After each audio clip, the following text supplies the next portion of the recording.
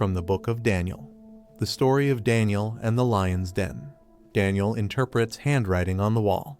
Then Daniel was brought in before the king, Belshazzar. The king spoke and said to Daniel, "Are you that Daniel who is one of the exiles from Judah, whom my father the king brought from Judah? Now I have heard about you, that a spirit of the gods is in you, and that illumination, insight, and extraordinary wisdom have been found in you. Just now the wise men and the conjurers were brought in before me that they might read this inscription and make its interpretation known to me, but they could not declare the interpretation of the message. But I personally have heard about you, that you are able to give interpretations and solve difficult problems. Now, if you are able to read the inscription and make its interpretation known to me, you will be clothed with purple and wear a necklace of gold around your neck, and you will have authority as the third ruler in the kingdom." Then Daniel answered and said before the king, "Keep your gifts for yourself or give your rewards to someone else. However, I will read the inscription to the king and make the interpretation known to him. O king, the Most High God granted sovereignty, grandeur, glory, and majesty to Nebuchadnezzar your father. Because of the grandeur which he bestowed on him, all the peoples, nations, and men of every language feared and trembled before him. Whomever he wished he killed, and whomever he wished he spared alive, and whomever he wished he elevated, and whomever he wished he humbled. But when his heart was lifted up, and his spirit became so proud that he behaved arrogantly, he was deposed from his royal throne, and his glory was taken away from him. He was also driven away from mankind, and his heart was made like that of beasts, and his dwelling place was with the wild donkeys. He was given grass to eat like cattle, and his body was drenched with the dew of heaven, until he recognized that the Most High God is ruler over the realm of mankind, and that he sets over it whomever he wishes. Yet you, his son Belshazzar, have not humbled your heart, even though you knew all this, but you have exalted yourself against the Lord of heaven. And they have brought the vessels of his house before you, and you and your nobles, your wives and your concubines have been drinking wine from them. And you have praised the gods of silver and gold, of bronze, iron, wood, and stone, which do not see, hear, or understand. But the God in whose hand is your life breath and all your ways you have not glorified." Then the hand went away from him, and this inscription was written out. Now this is the inscription that was written out: Mean, Tekel Upharsin. This is the interpretation of the message.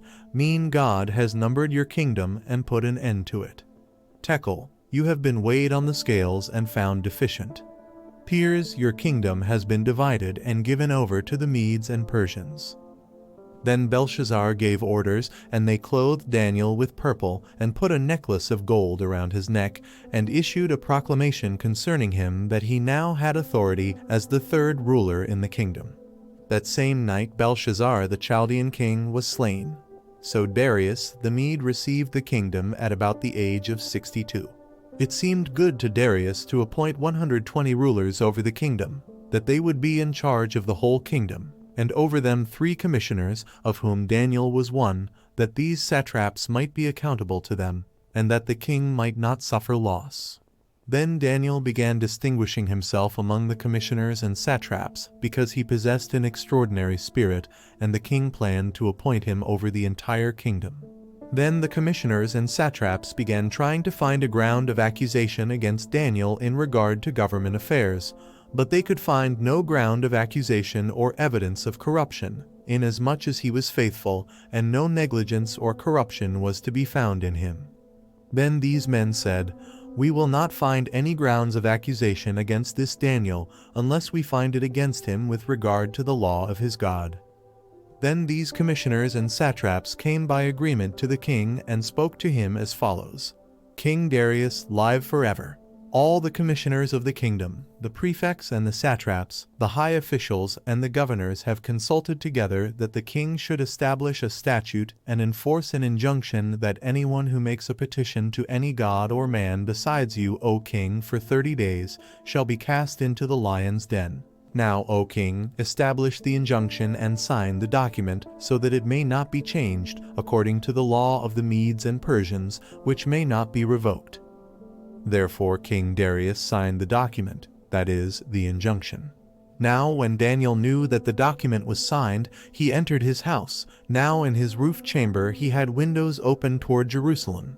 And he continued kneeling on his knees 3 times a day, praying and giving thanks before his God, as he had been doing previously. Then these men came by agreement and found Daniel, making petition and supplication before his God.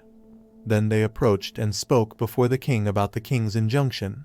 Did you not sign an injunction that for 30 days, any man who makes a petition to any god or man besides you, O king, is to be cast into the lion's den? The king replied, The statement is true according to the law of the Medes and Persians, which may not be revoked. Then they answered and spoke before the king, Daniel, who is one of the exiles from Judah, pays no attention to you, O king, or to the injunction which you signed, but keeps making his prayer petitions 3 times a day. Then, as soon as the king heard this statement, he was deeply distressed and set his mind on delivering Daniel. And even until sunset he kept exerting himself to rescue him. Then these men came by agreement to the king and said to the king, Recognize, O king, that it is a law of the Medes and Persians that no injunction or statute which the king establishes may be changed. Daniel in the lion's den. Then the king gave orders, and Daniel was brought in and cast into the lion's den. The king spoke and said to Daniel, Your God whom you constantly serve will himself deliver you. A stone was brought and laid over the mouth of the den, and the king sealed it with his own signet ring and with the signet rings of his nobles, so that nothing would be changed in regard to Daniel. Then the king went off to his palace and spent the night fasting, and no entertainment was brought before him, and his sleep fled from him. Then the king arose at dawn, at the break of day, and went in haste to the lion's den. When he had come near the den to Daniel, he cried out with a troubled voice. The king spoke and said to Daniel, Daniel, servant of the living God, has your God, whom you constantly serve, been able to deliver you from the lions?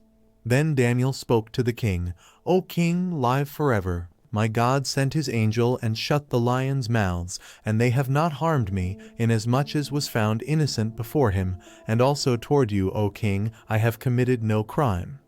Then the king was very pleased and gave orders for Daniel to be taken up out of the den. So Daniel was taken up out of the den, and no injury whatsoever was found on him, because he had trusted in his God. The king then gave orders, and they brought those men who had maliciously accused Daniel, and they cast them, their children and their wives, into the lion's den. And they had not reached the bottom of the den before the lions overpowered them and crushed all their bones. Then Darius the king wrote to all the peoples, nations, and men of every language who were living in all the land, May your peace abound. I make a decree that in all the dominion of my kingdom men are to fear and tremble before the God of Daniel. For he is the living God and enduring forever, and his kingdom is one which will not be destroyed, and his dominion will be forever.